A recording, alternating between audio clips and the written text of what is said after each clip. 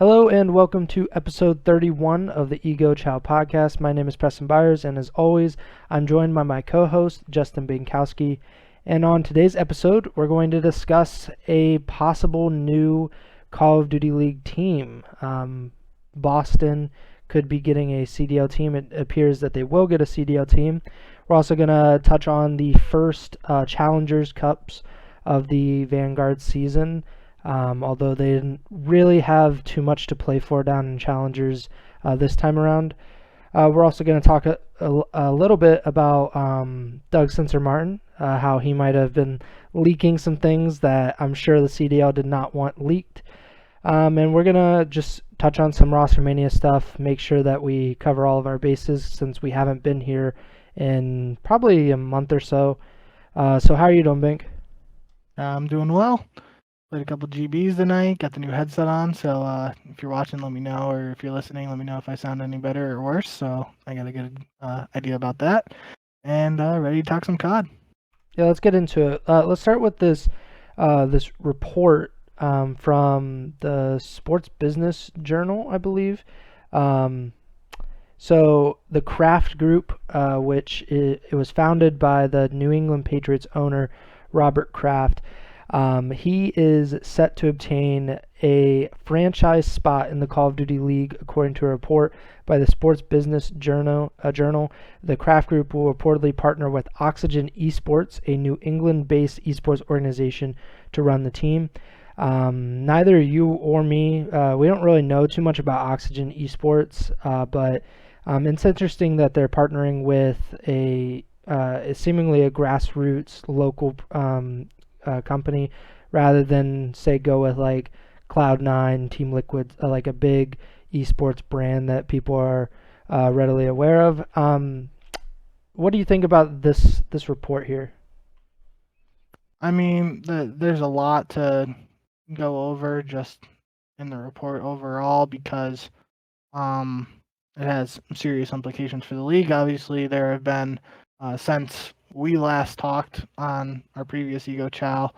Actually, no, the last time we talked, it would have been after the reported Washington talks fell through, I believe.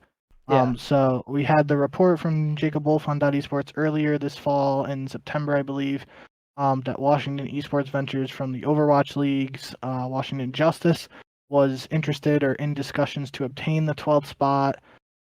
Following that, we had the official Optic and Envy merger, and we learned through that as a part of that merger, the Chicago CDL spot moved to, or Envy/Optic had possession of that 12th spot instead of NRG as we had like previously assumed or thought. And since then, the talks with Washington fell through, and there were a lot of people in the community wondering or just concerned that we might only have 11 teams for the 2022 season and just unsure if a 12th team would actually come in. But now it sounds like we do, in fact, have a 12th team reportedly. So that's just, right off the bat, that's super, I wouldn't say exciting, but because having less than 12 teams would have been disappointing. So I guess it's just good news that they will reportedly actually have 12 teams, assuming this, or if this deal goes through. But as you said, this is reportedly going to be a Boston spot if it's relocated, and would be owned by the Kraft Group, which is owned by Robert Kraft of the Patriots. And then the Oxygen Esports part, as you touched on too, we don't know too much about them, but their Twitter account has just under 40,000 followers, is verified, and says it's New England's premier esports organization competing in R6, Rainbow Six, Rocket League, Valorant, Halo, Hearthstone, Magic the Gathering, and Heroes of the Storm. So no Call of Duty mentioned in that bio. And obviously, as you said, we don't really know too much about them, so will be interesting to see if this move goes through, what they're able to do with the spot. But before we dive any deeper into that, like I said a couple minutes ago, it's just good that we reportedly have a 12 team. Yeah, it's relieving to see that there is interest in the league. Even even though this specific ownership group has already been involved with the Overwatch League, and so they have somewhat of a connection to Activision Blizzard. So it's not like an entirely new group is coming in and investing into Call of Duty esports, or into like an Activision Blizzard franchise league. Yeah, so the Kraft Group, they also own the Boston Uprising and the Overwatch League. And I know we've done it in the past where we kind of just, like, neither of us claim to know much about Overwatch or anything, but just going based off of results we've done in the past where we just kind of looked at how some of these ownership groups, how their OWL teams have done in the past. So for the Boston Uprising, in 2018, the first season of the Overwatch League, they finished top 6 in the playoffs. 2019, they missed the playoffs. They finished 19th out of 20 teams in the Overwatch League regular season. 2020, I believe, because of the pandemic, Overwatch League has kind of split up into like regions essentially to allow certain players and teams to stick to their home regions. So the Uprising, they finished top 11 in the 2020 North America playoffs. This is out of 13 teams, so they finished tied for 9th essentially. And then in 2021, they lost in the play-in West bracket, so I guess they didn't qualify for the postseason in the Overwatch League this season, if I'm not mistaken. Yeah. Yeah, so they would have advanced in the play-in and everything if they would have won. So not great results from the Uprising, but it's also not Call of Duty, and it's very much dependent. Like even Paris, who have done obviously the worst at like creating a sustainable team so far. If they just had one good roster that was cohesive, they would be able to get into champs and they'd be able to compete for, like top 4 or whatever. So I'm not saying that Boston can't do so if they sign a really good team, and there are quite a few good players out there that have either played at the CDL level already or are very much capable of doing so. Yeah, and I think, like you said, with the Overwatch League stuff, obviously, as you touched on, we're not Overwatch League experts to any extent. But I don't think, especially with this, like the part of the report with Oxygen Esports partnering to operate the team or whatever, assuming they have like their own staff and stuff running that Boston Overwatch League team instead of like, Robert Kraft forming a team himself, things will probably be a little different in terms of how things are run between the two. That's kind of speculation, but just an assumption on my part. Obviously, the New England Patriots, for anybody watching who isn't a football fan, are a very successful organization in recent years, in part thanks to Tom Brady, the greatest quarterback of all time. So, and Bill Belichick, the greatest coach of all time. And yep, correct. So they know what they're doing on a football team.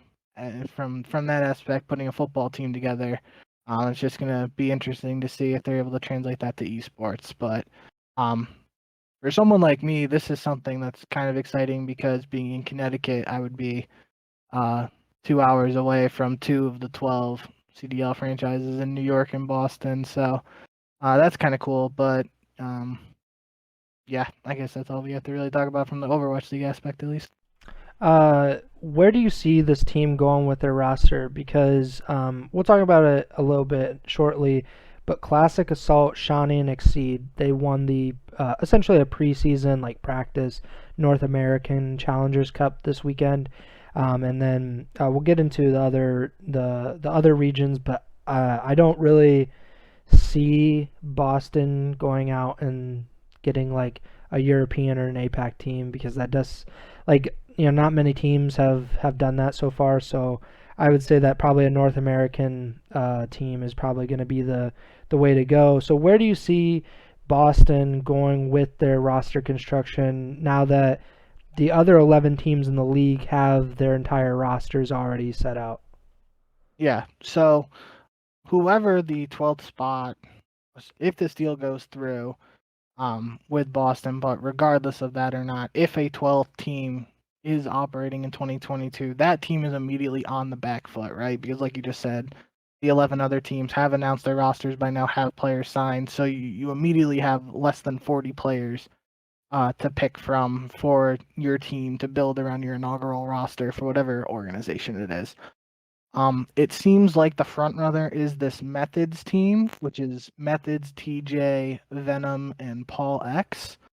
Um, on the most recent episode of The Flank yesterday, which was a bit of a Halo COD mix episode, there was discussion. I don't want to quote anybody, but Aches was on it, and Methods briefly showed up on it, and um, the discussion right now is that this Methods, TJ, Paul X, and Venom team didn't play in the first cup, and the team has instead been scrimming against pro teams. Like earlier today, I was watching Methods stream. He was scrimming against London. I saw them play against other CDL teams recently as well on Methods stream. But the discussion on the flank in particular was what these cups, especially these first cups, which we haven't touched on, the changes to them for the first two. We can talk about that briefly in a sec.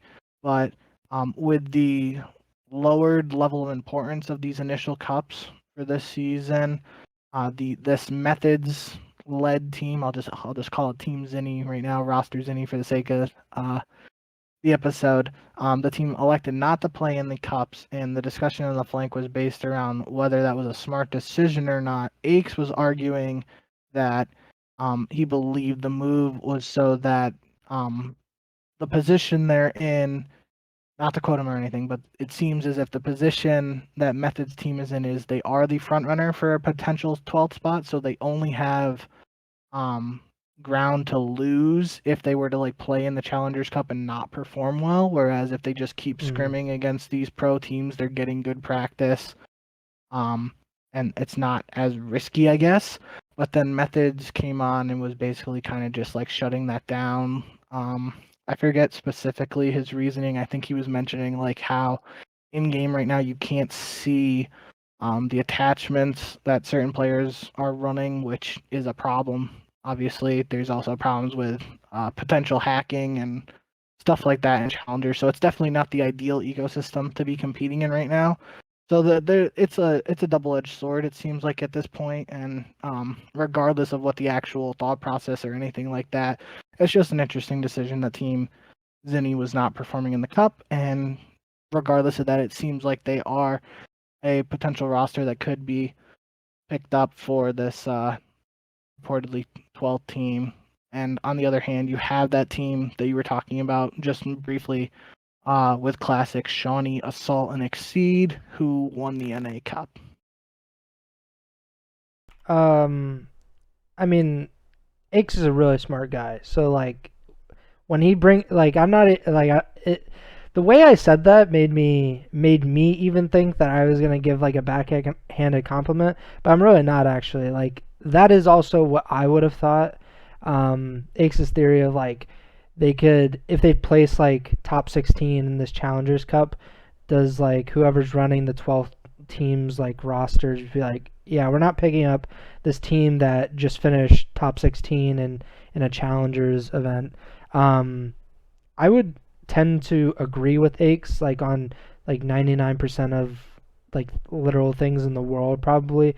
And I would also agree with him on that. Like I like Methods, it's just like I don't believe him when he says that they're not competing in these events because of X, Y, and Z. If that X, Y, and Z is like we don't want to screw up our chance at getting into the CDL, then I don't want to hear it because we already know that it's too big of an opportunity to waste, and I'm sure that they know that if they do poorly in these events and people point it out to whoever is building this roster for Boston, or if it's not Boston, whatever team does end up getting that 12th slot, like they have so much to lose if they do poorly in these Challengers events. And we've seen with like the Gorillas Academy team last year, they got completely roasted by the community for doing poorly in those Challengers events, like getting top 32, top 64.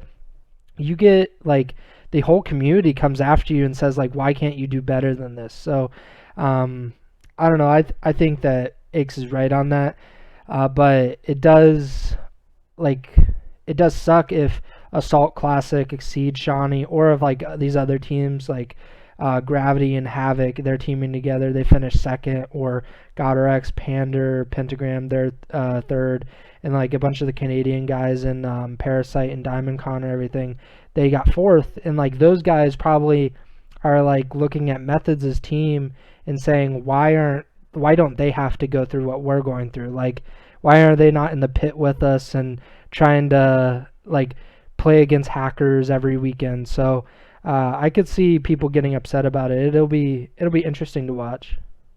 Yeah, and just to be clear again, not quoting Methods or Aches from that link. If you guys are interested to hear exactly what they said, you should definitely tune into the most recent episode of The Flank. It was super interesting and enjoyable, so definitely go listen to that if you guys want to hear their exact words.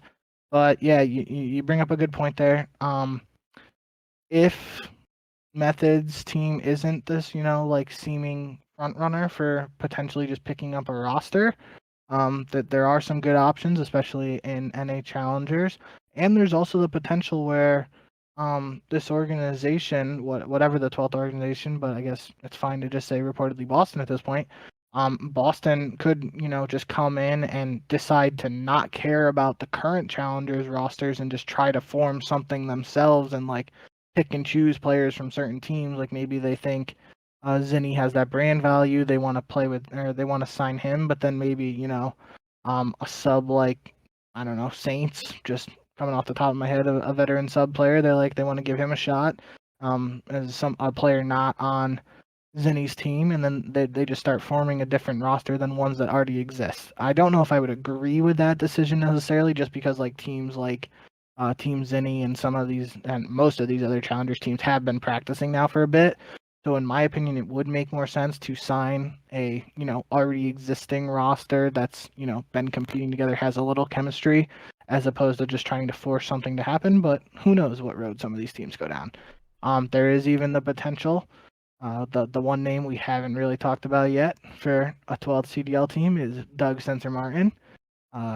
Doug had the tweet today, which I was a big fan of, tweeting about the report and essentially quoting one of Tom Brady's quotes from when after he was drafted, he allegedly told Robert Kraft that, hi, my name is Tom Brady, and this is the best decision you're ever going to make, or something along those lines. And, it certainly turned out to be a great decision. Sensor decided to take that tweet, turn it to life for Call of Duty, and retweet it. So I was a big fan of that.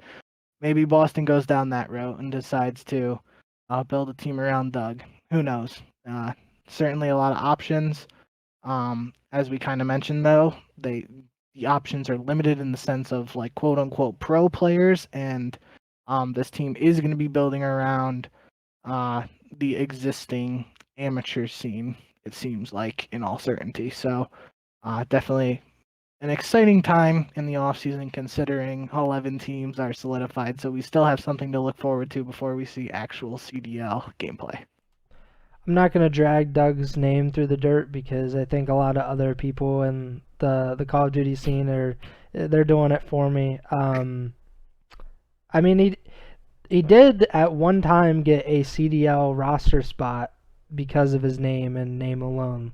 When he was a sub for the Subliners in the first season, like, I mean, he's not worthy of a sub spot, like in the typical sense of like that they weren't gonna use him. Like they chose to use Happy over Sensor when they changed their roster. So like the name value obviously does have some value. Like he's one of the most popular Call of Duty players, at least like in like the online sense of like YouTube. He has like one of the biggest YouTube channels and everything.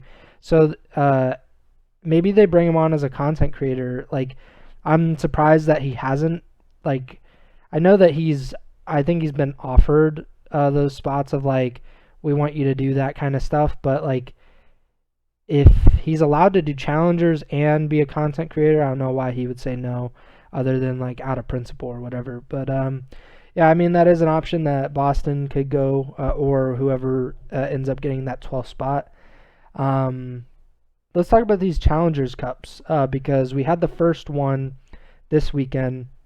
This was actually it had already been pushed back because of just typical COD issues of not having a viable third game mode at the beginning of the Challenger season, which is always it's a good thing to have when you can't even get to the third game mode.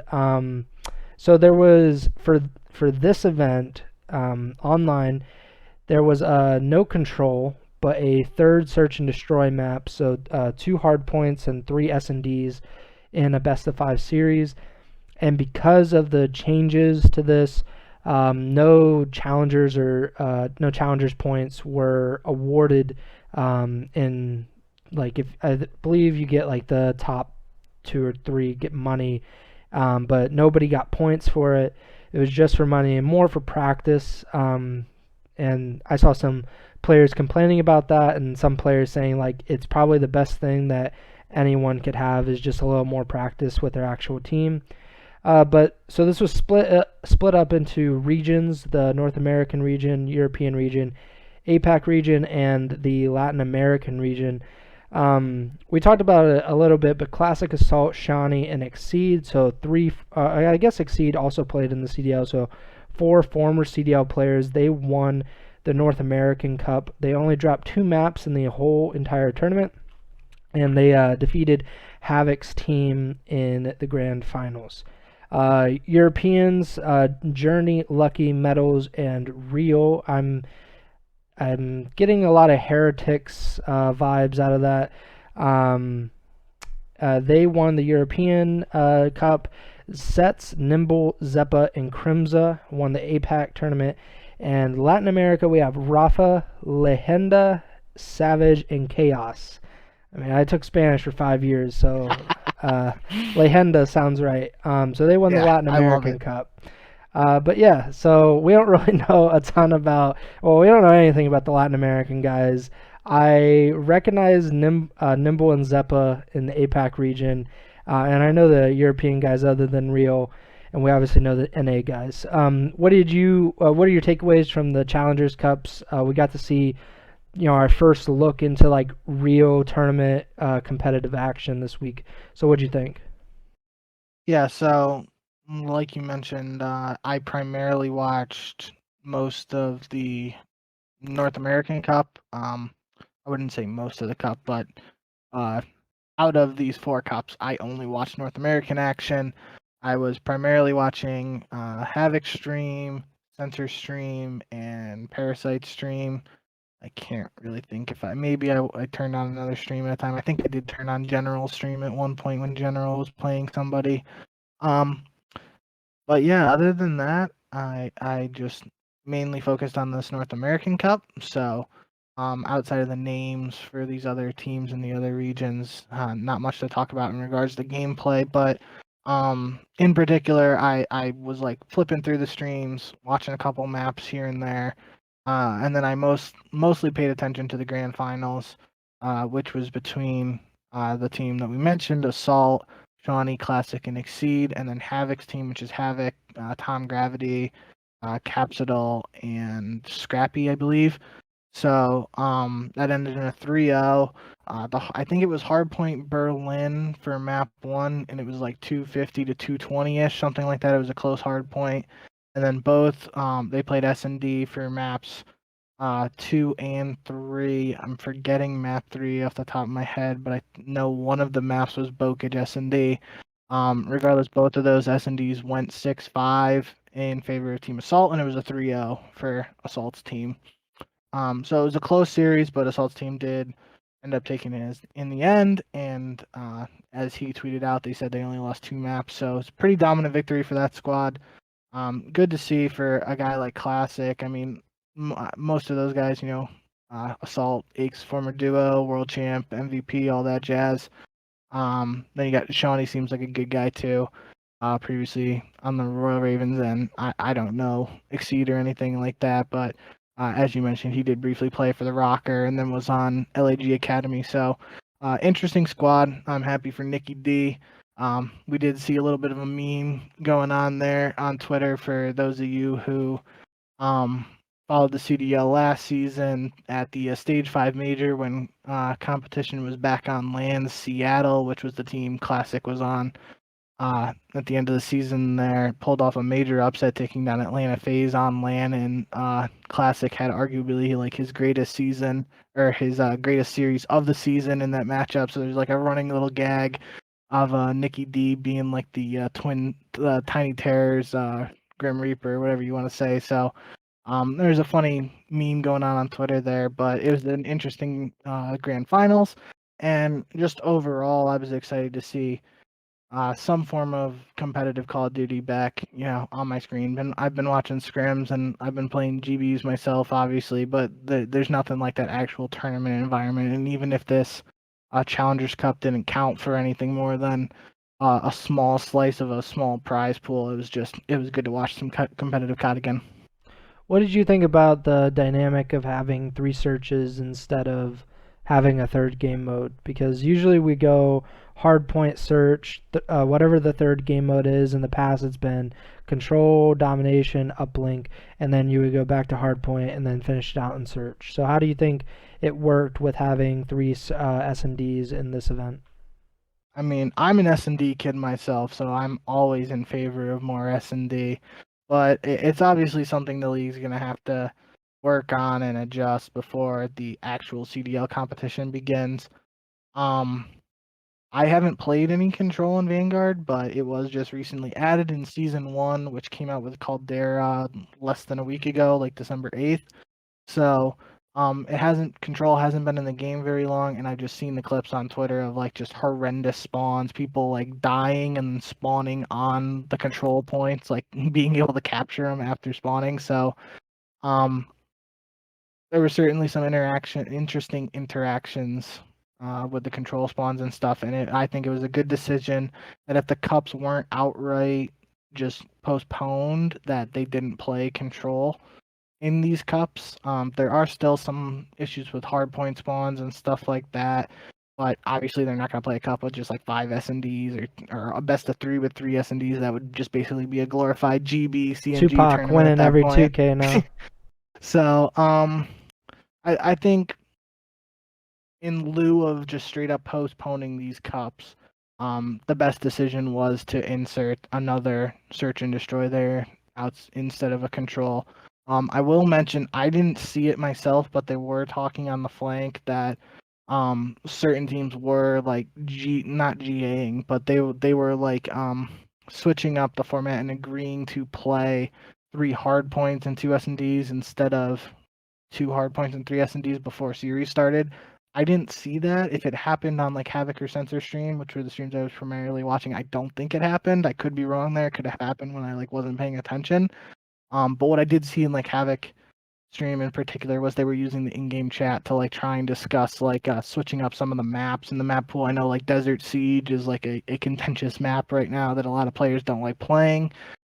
So just as an example, like they were trying to switch up some of the maps in the rule set, trying to get the most competitive series and the best practice, honestly, they can get. So apparently on the flank they were discussing there might have been some series where there was 3 hard points instead of 2 S&Ds, but obviously, like I said, I like S&D, so the 3 S&D 2 hard point series was the best potential solution as long as the cup actually happened, in my opinion. Yeah, with the format, like I've actually like I had the idea before of just like even if you had a viable third game mode, just don't use it essentially and just go with hardpoint and search because they're the most exciting game modes usually, or at least the most reliable because capture the flag is hit or miss in some games and is sometimes it's not even in the game. Control, same thing. It had just been introduced in Black Ops 4, so that's like what 2 or 3 years ago.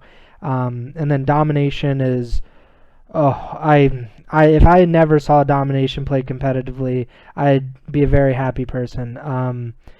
So I don't know, like, do you think it's sustainable? Like if, say, control spawns just like it takes forever to get fixed. Like and teams aren't going to practice it probably very much if they're spawning out like I don't see a ton of CDL teams just putting in hours and hours of work into control if things are just going to change completely if a big update comes out and fixes things. So like, do you think it's sustainable to have a two game modes for the CDL, like in the actual CDL rule set?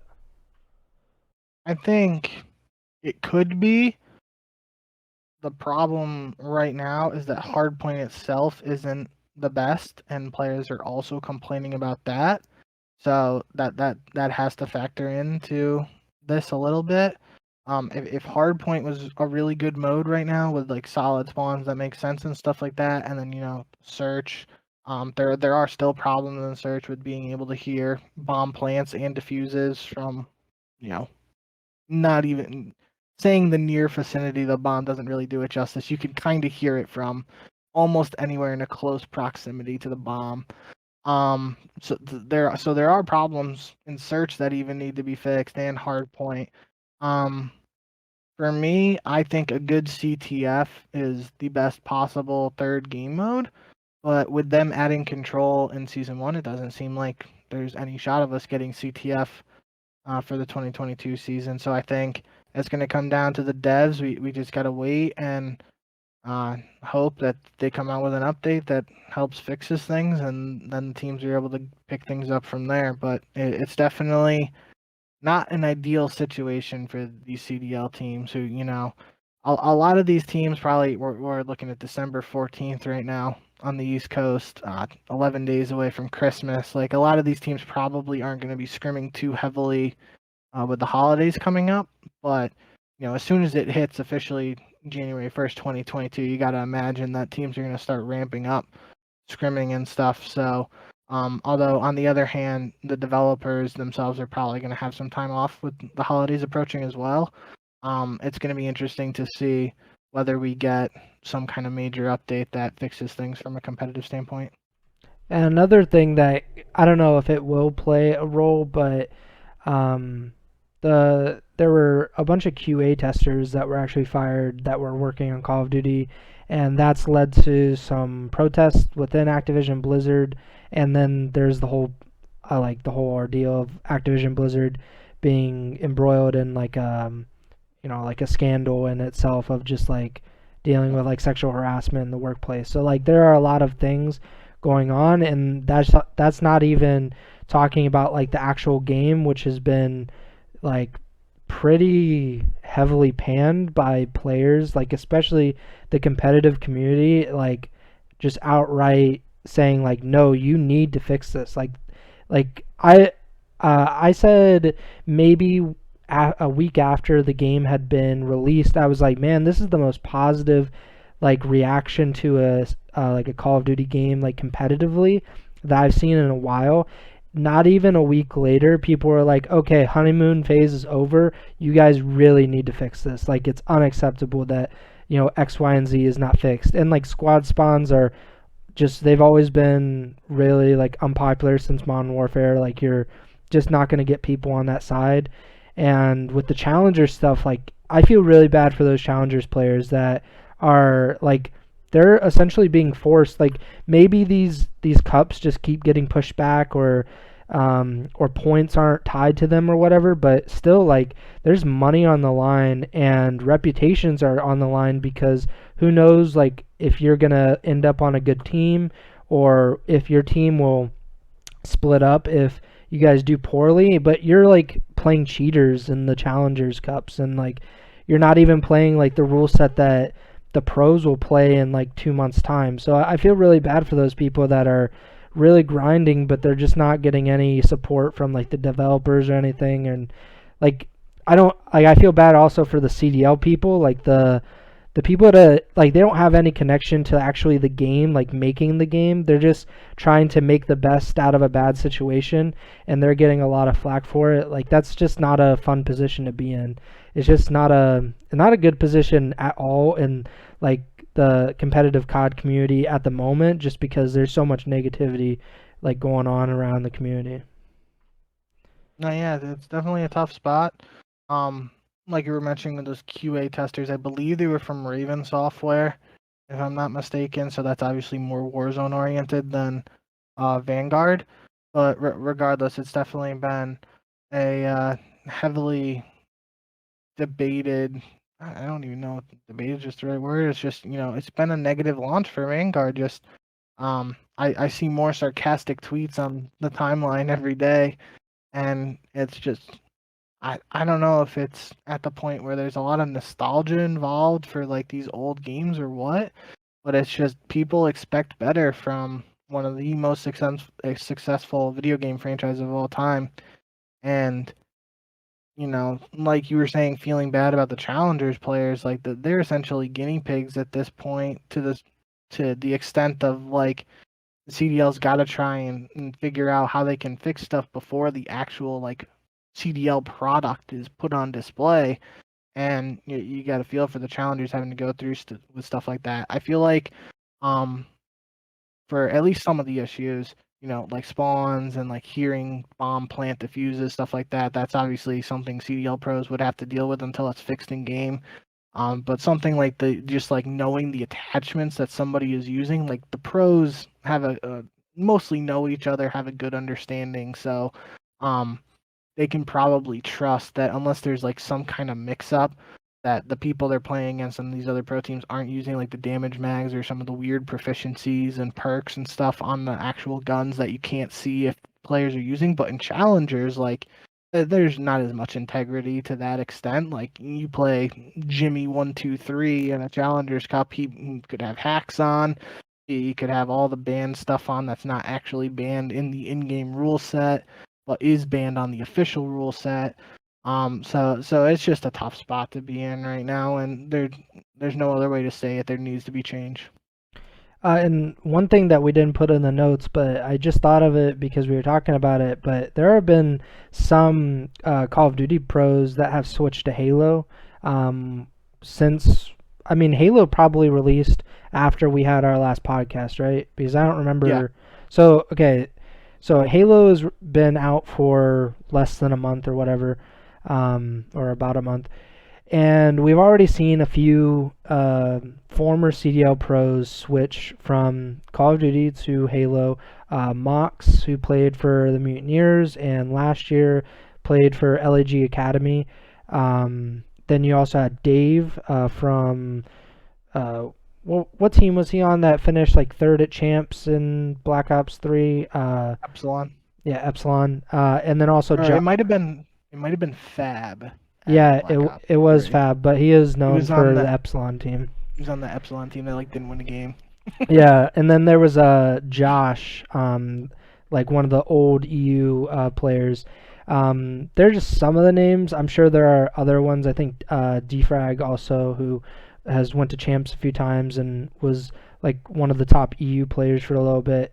So there have been a few players that have decided to switch, and like if you're not like a top challengers player in NA, like there's kind of a good reason to switch, like especially for those EU and APAC players. Like there have been maybe 5 or 6 APAC players in the CDL since the beginning. Like that Paris team had a few with like Luca and and Shocks and everything. But yeah, but now just Pred is in the league, and with the EU players, there are like maybe half a dozen, maybe 10. Like most of them are on Toronto, but then you have like Hydra as well, and like a few others, I'm sure. But like there just aren't very many spots for those players, and like how well are you going to like stand out, or like how are you gonna get to the top league if you're just like basically staying in Europe, or you're staying in APAC or Latin America, wherever you are? Like if they're not having these LAN events where all these challengers players from around the world, they come and they compete, like how are you going to be able to prove that you're supposed to be like deserving of a CDL spot. So, like for those players that are, they're probably, if the league had expanded like people expected it to when 12 teams were announced before the first season, and like based on the Overwatch League, we'd probably have like 20 plus teams in the league at this point.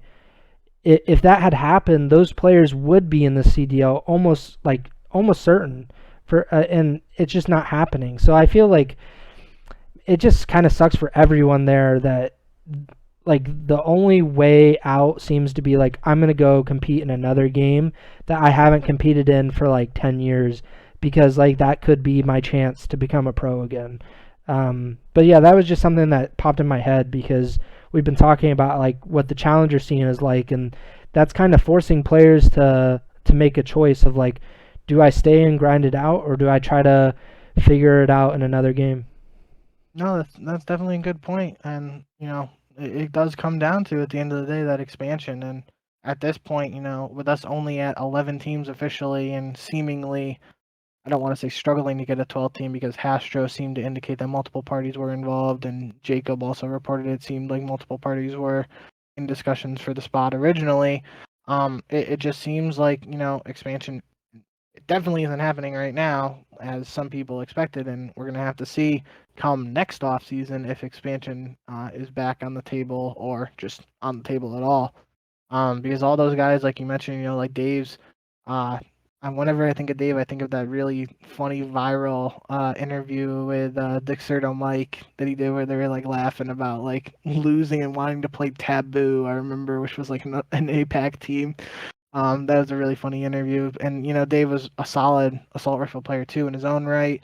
Josh was a super smart veteran player, in-game leader style guy, and then Mox was another talented AR player, and those are just a couple of the names that you mentioned, but um, there's repercussions to everything that's happening, and I know obviously COVID uh, derailed a lot of plans for the CDL. Who knows? COVID never happens. Maybe there's immediate expansion, just like 16 teams after season one, then maybe 20 teams after season two. Who knows? We'll never know at this point.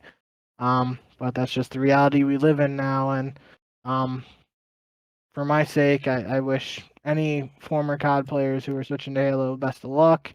Uh, Hope they find success and show that the Halo community what the COD guys are all about. Because for a while now, it was the other way around where Halo players were switching to COD because that's where the money was at. Halo was kind of dead, and there might be like a reverse exodus, I guess, at least from an amateur standpoint. Who knows? I think obviously like Halo, geez, Formal now playing for Sentinels and Halo is big. But I think the big one would be like eyes on Shotzi potentially, maybe even Hook, just because Hook competed in Halo before. Um, he was eligible to compete in Call of Duty again after Advanced Warfare. There are guys who have played both FPS titles, and it will be interesting to see what happens moving forward, depending on how successful the Vanguard season is and how successful the Halo Infinite season is. Yeah. And just it's not a great time to be a challengers player. Like obviously you would want to be in the CDL. You want that like consistent paycheck and the stability that, or the relative stability that comes with it. But yeah, let's talk about some roster mania moves that have been confirmed since we last were here. Paris, the Legion, they signed Temp, John, Decimate, and Fellow. That is their roster for the upcoming season. And London, they confirmed their roster of Afro, Zero, Nasty, and Gizmo. So, those are the only rosters that we hadn't talked about after confirmation for the roster mania period. Now the only roster left to be confirmed is whoever that 12th team is. And do you have any final thoughts on Paris and London, their confirmed rosters? I mean, it's not really a surprise. We heard Crone initially reported that London roster extremely early in the offseason. It just took a while for it to get officially announced. And then Crone did actually tweet about the Paris roster, and that came to fruition. I guess the good news here for Paris fans is Paris aren't the last team to announce their roster this year like they were last year. So baby steps for Paris there. But I did mention I was briefly watching Method stream today during work at the end of my work shift there, and they were scrimming London. I wasn't paying too much attention. It seemed like Zinni's team won a couple hard points when I was watching. But that London team is, zero is the veteran presence there that longtime Call of Duty or CDL fans might know. Obviously, he had a rough year last year with visa issues and all that. And then Afro was on London the end of last year, started to make a name for himself as an up and coming SMG player. But outside of Zero, London's got 3 young European players on their team that they could potentially build around for years to come, depending on how they perform this year. So it seems like a work in progress roster, and I'll be interested to see if Afro is able to pick up where he left off from the end of last season, as well as what the rookies in Nasty and Gizmo are able to do. I'm excited for Nasty just because I had heard good things about him in Modern Warfare, and he was signed to London as a sub, but then he never actually got to play for them in Modern Warfare, and he competed in Challengers last year, but we haven't actually got to see him on the CDL stage yet. So I'm just excited. Been hearing about him for a couple of years, so I'm excited to see what he's able to do. And then that Paris team, we've talked about it when it was reported in our last episode. The big question for me is who's going to be that main AR, because you have John and Decimate as the submachine gun duo, and then that would leave Temp or Fellow as your potential main ARs, and both of them are more flexes in my mind than a potential main AR. Neither of them have really played that role before, in my opinion. So I'll be interested to see who picks that up and how the team's able to perform. Before we get out of here, let's talk about this thing that Sensor kind of leaked on the flank. He said that there's going to be a Challengers versus CDL LAN event this year. And Crone at Intel Call of Duty, at a future .esports full-time employee, according to his Twitter account. He said that Challenger versus Pro LAN is something that he had heard very, very early on, so the format might be slightly different, but he was told the best Challenger team from each region would play pro teams on LAN. So that's an interesting idea.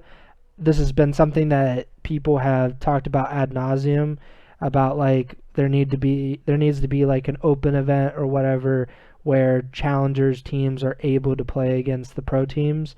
I mean, it seems a little odd just because like just the franchise system in general, like in American sports, NBA teams don't play like amateur teams or whatever. The NFL teams don't play college football teams, etc.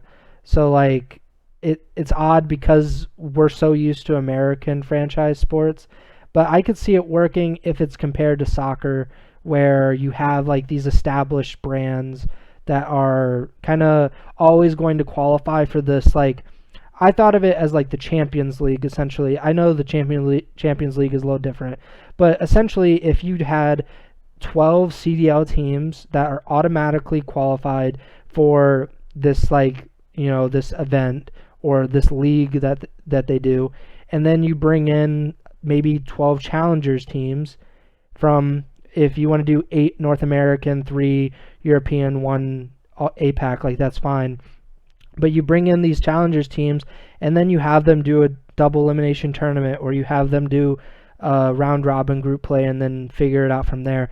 I think that would work. I don't know if that's going to happen. Like the franchise system doesn't usually do that, but what do you think about a possible challengers versus pro LAN event? Yeah, it's certainly interesting. We're just on the same page here, and you took the words right out of my mouth. The example I was going to use was getting an answer to the age-old question in football of could Alabama beat the Jets or could Alabama beat the Jaguars? That's what it feels like here. Is what we would kind of be getting. Obviously, this is unconfirmed, haven't been officially announced by the CDL, although Sensor did seem somewhat adamant during the flank episode that the clip is from, that he could provide a PDF showing that this is true. So take it with a grain of salt, whatever you want to think. I think it's kind of exciting though, from just like more of a nostalgia standpoint. Although it wouldn't be one of these old MLG Open events that a lot of longtime Call of Duty fans, uh, have wanted to see again and stuff like that. It wouldn't be like an open event to that extent, but it would just bring kind of that feeling back of, an underdog team coming up from the amateur scene to kind of prove that they can hang with these pro teams. Whether they can or not is a different discussion, but that's just the storyline it's setting up. And I do agree with you. It is interesting.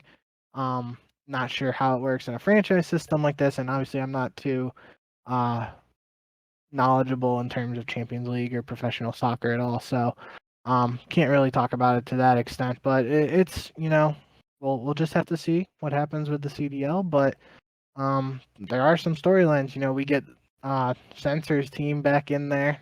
If he's the top amateur team, and maybe Sensor ends up going against Optic or New York, and he always says he's undefeated against guys like Krim and Seth in grand finals. Maybe we get to see them face off in a somewhat meaningful match. Would be exciting. We did just real quick. We kind of skipped over those other challengers regions, and we don't have to talk about them too much. But it was worth mentioning for the APAC one that Renegades didn't win the APAC tournament, which Renegades team was last year. Fida, Shocks, Luca, and Pred. So this was their first time playing without Pred, since Pred is obviously on Seattle now, so they were playing with Swifty instead, and Renegade didn't win this cup, even though they dominated Cold War last year with Pred. So that is worth mentioning if something happens like Sensor claims we could see with Amateur versus Pro. There could be a different team coming out of like the APAC region, and then who knows, in EU you got like those former Heretic guys. I'm all for seeing some Vamos in the chat, so that would be exciting if we get to see them play against the CDL team. But just speculation at this point. We're gonna have to wait and see what happens. Yeah, it'll be interesting to see what comes of this challenger versus pro thing. I don't like. There doesn't need to be a traditional open event. We don't need 128 teams. Let's be honest. If you get double first rounded at those events, you wasted your money. The experience was nice, but I don't you don't need to be on stream. If we just did the top 16 challengers teams and figured out which ones are the top 4, top 8 best teams in North America and the best teams in all the other regions, that's fine. That to me makes the most sense, because I don't think CDL should ever go back to a place where they need more than one stream, because that's just I think that's very amateur, oh, we need to have 4 streams so people can watch this random APAC team get pooped on by Aches and his challengers team. I don't need that in my life. I went through that. I don't need it anymore. But if we could get to a point where challengers are having their own LAN events again, because that is a huge thing that needs to happen, because that would really separate, who's cheating online, who's able to replicate these performances in the LAN environment, when they're being watched by thousands of people. I think that's very important, and that needs to happen, because if that can't happen, it's very hard to see and determine who is actually the best challengers teams or who's the best challenger players, because even Mac is proven to be good and legitimate, but he was being called out by CDL pros as a rookie when he was in the CDL, because Awakening. Yeah, nobody trusted that he was legitimate or that Awakening was legitimate. Because they hadn't played on LAN in front of the pros, they hadn't played against the pros. So I think that challengers players just need those LAN events anyway, just to make sure that everything online is up to snuff. Yep, I agree. That's definitely a good point that I personally was overlooking, even just talking about it earlier today. I wasn't even mentioning that these cups are online, which online Call of Duty is always going to present its own issues and whatnot in that regard. So getting the challengers back online is definitely something. Not sure if it's going to happen, but it's something that needs to happen as soon as possible, in my opinion. That's about all the topics we have. We should mention that you mentioned it a little bit ago, but Formal is filling in for Sentinels, their Halo team, because Royal 2 has been suspended for the next month and a half and is going to miss the first big Halo Championship Series event. So, I mean, that's cool that we get to see some former COD guys. Frosty is on Sentinels as well, so former Florida Mutineers player. I don't know if there's any other COD players that people would know that are like, on one of the sponsored teams. But it's still kind of I cool. feel like I'm forgetting someone, but I'm not sure. But regardless, there is there has been, as we mentioned, Halo Infinite is out. The multiplayer dropped earlier than anticipated for some anniversary with Xbox or Microsoft, and then the campaign for Halo Infinite just recently came out, which was when the multiplayer was originally slated to be released. And there's been some online tournaments and stuff for Halo Infinite. I know Optic / Envy's team was performing well. Cloud9's team was in some finals against them, and I think that Cloud9 team is like Shotzi's former Splice team that won the World Championship with Shotzi, and then obviously now they're not playing with Shotzi, but it's those other guys, I believe.